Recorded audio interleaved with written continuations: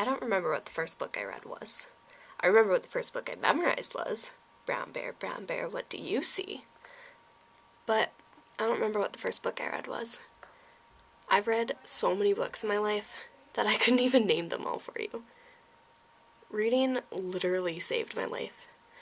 I can't tell you how many times.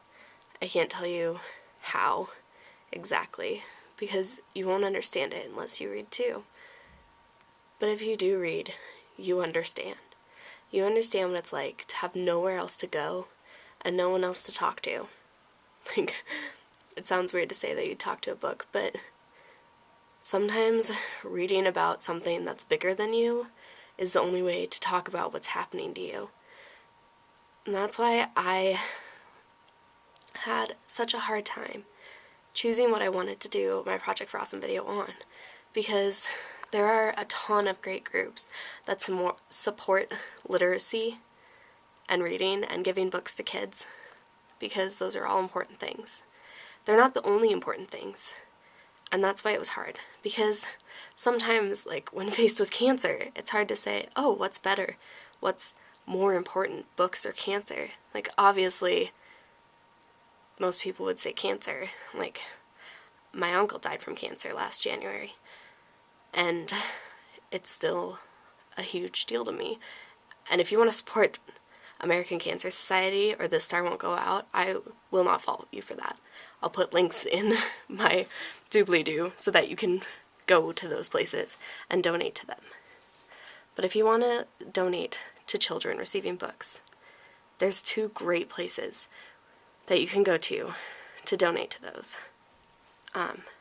First Book is a really great organization. Target supports it, if that helps you out at all. And Reading is Fundamental is also a really great organization, supported by many great people, but they can always use more. And finally, I have another project that I wanted to just highlight a little bit. I saw the documentary Misrepresentation last night, and it talks a lot about women and how they're perceived in the media, or not perceived, but portrayed, and thus perceived by people, I guess. But it talks about how women are portrayed and how it changes not only other women's perception of women, but men's perception of women.